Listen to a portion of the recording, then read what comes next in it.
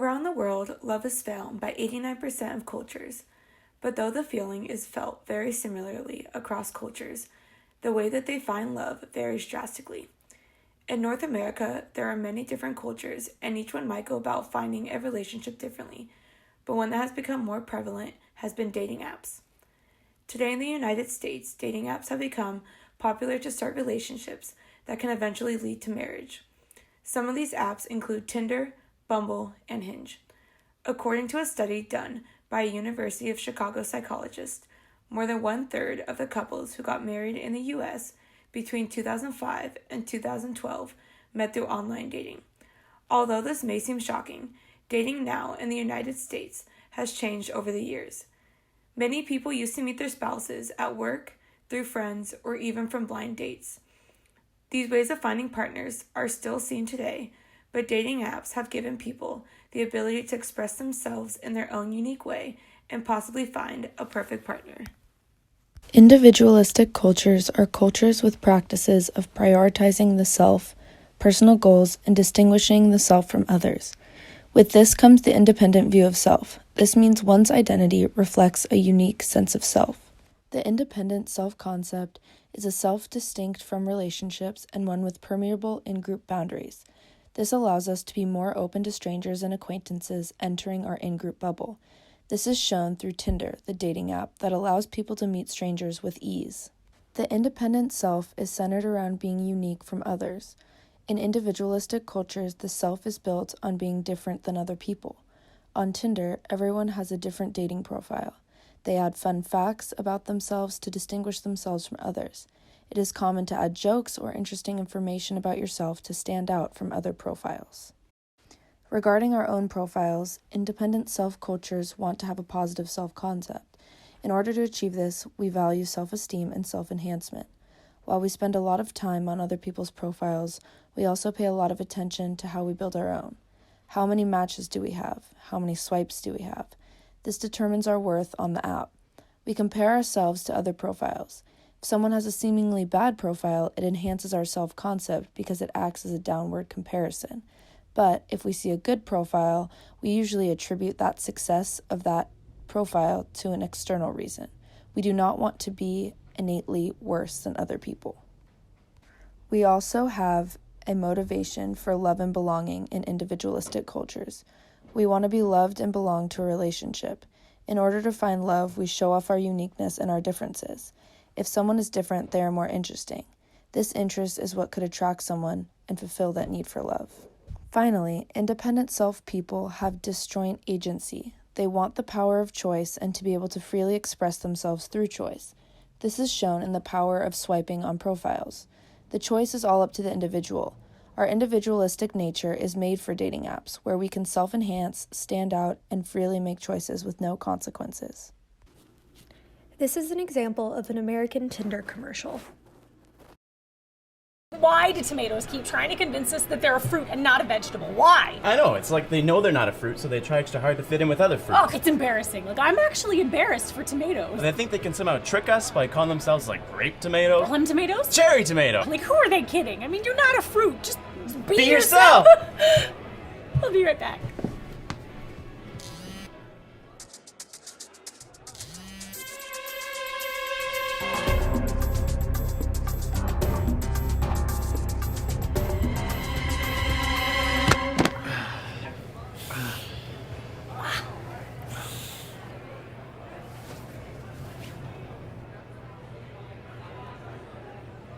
I think this is yours. Yeah. I'm gonna go.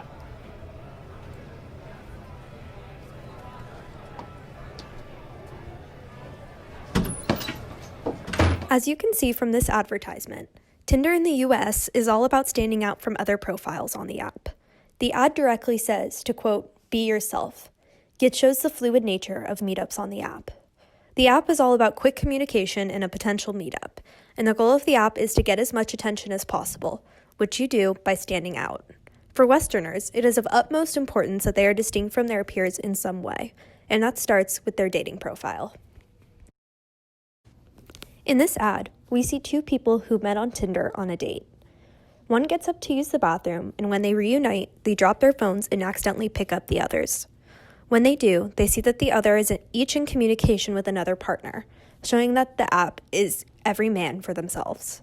While individuals on the app are working hard to stand out, there are roughly 7.86 million users on the app, and there is constant competition. The individualistic culture of North America fosters this me-first attitude and allows for individuals to do what is best for them at all times, as opposed to doing things for the collective good of their in-group. While people on the date were utilizing the app in the same way, they both appeared to be shocked by their partner's activity. This could potentially be explained by some research by Murray et al. From 1996.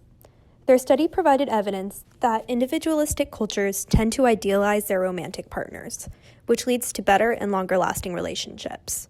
The idealization is, quote, less emphasized in more collectivist cultures where individualized personal agency is not of a significant concern, end quote. As Eden mentioned earlier, our individualistic culture calls for users on the app to find ways to stand out, usually with their profile. This Cosmopolitan article published in March of 2019 gives 11 ways to upgrade the hell out of your Tinder profile. As you can see, the article suggests that your profile must show your personality, but in a way that you stand out. The article also suggests that you, quote, don't hide behind your friends, end quote, and make your profile about you and you alone. Research shows that this desire to stand out and set yourself apart from your in-group is strongly a Western concept. In 1999, researchers Kim and Marcus composed a study in which they provided evidence of this phenomenon. They asked East Asian and Western participants to choose a pen color. Their data showed that Westerners preferred to make the less common choice of color, thus fulfilling the desire to stand out. Different cultures have different interpretations of what is and what is not attractive. For example, as we see here, women in Thailand elongate their necks with brass rings. We also see Ethiopian women stretch their lower lips with ceramic discs, and Indonesian women shave their teeth to a pointed edge. Each of these traditions are ways to improve attractiveness within each respective culture, and can be wildly different from the Western example that most of us here in the United States are used to. However, there is a universality to attractiveness. There are in fact 4 things that are attractive to all in every culture. These 4 things include skin, symmetry, averageness, and propinquity. As it relates to Tinder, each user tries to show off their own personality and style, all while using their selected photos to show off their looks as well. People with skin that is free of blemishes, rashes, sores, etc. are considered to be more attractive than those with skin that is not, and so Tinder users with better skin in their profile pictures will most likely receive greater feedback. This has to do with the subconscious association we make with skin health and overall health when choosing a partner. In other words, our ancestors would consider someone with clear skin to be more fit and able to provide healthy offspring, more so than someone who experiences blemishes, rashes, sores, or other skin conditions. And so those with healthier skin are more attractive to potential partners, and this is something that has stuck with us unconsciously through natural selection. People tend to prefer a symmetrical face rather than an asymmetrical one. Biologically, a symmetrical face suggests ideal growing conditions that allow the left side of their face to develop at the same rate as the right side. Additionally, it tells us that this person was healthy within the womb, meaning they face little to no genetic mutation, pathogens, pollution, or stress. Like how we judge skin, this is another subconscious bias that originates from natural selection and our ability to select a healthy partner. That is why we find those with greater bilateral symmetry to be more attractive across all cultures. On Tinder, those with more symmetrical faces are more likely to receive swipes in their favor. That is why with women, for example, we see the use of makeup to improve facial symmetry in their Tinder profile pictures. In the do's and don'ts of the dating app Tinder, the ABC's news reporter states that, quote, even though we hate to admit it, as a species, looks probably matter most. On Tinder, the most important reason why a user would swipe right or left is based on appearance. The third aspect of physical attractiveness that we value most is a person's averageness. Even in the quick time it takes for us to process if we would like to swipe right or left, we are able to decide based on the averageness of appearances such as their nose, eyes, smiles, and distance between the eyes. This happens without us even realizing. We are products of our cultures and environments that certain features determine attractiveness. We scan faces and easily recognize if something about the face is not average in the milliseconds it takes us to either swipe right or left. We seek averageness as it is just one sign that an individual does not have genetic abnormalities, such as a cleft palate. In addition to the levels of universal physical attractiveness, skin symmetry, and averageness that helps a user to swipe right or left on a Tinder profile, there is also the non-physical level of propinquity. Propinquity is the leading factor for interpersonal attraction and relationships, whether it be how physically close two people are or their similarities in certain topics. Two levels of propinquity are seen in this couple. They are physically close while their similar love for dogs is additionally seen. On one Tinder's profile, it says how close the person is to you at that moment. This creates incentives for easy meetups between two users. Being close in proximity creates a new level of traction as it is easier to see your significant other and regularly meet up. In addition to how physically close two Tinder users are to one another, propinquity also comes into play with users' similarities of topics and interests. We tend to like people who are most similar to ourselves, whether that be through our religious beliefs, social background, activities, or interest in the zombie apocalypse. In the profiles of Michael and Dee, they would most likely match with one another as they both have their bio including what they would do in the event of a zombie apocalypse. This simple fact is enough to show the two of them they have common interests and tend to operate in the same way. These dating apps have allowed for many people to find partners, and it allows them to express their individuality and be who they want to be. Dating apps have also allowed people to find a person they feel comfortable and similar to, which leads them to have a greater chance at ending up in a relationship. But that being said, there is no perfect way to date, and there is no single way of finding your partner that is better than any other.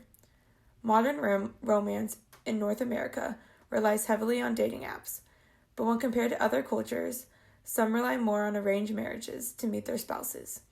It is important to do your research into other cultures to learn more about what it is like to date around the world and to have an open mind to all options.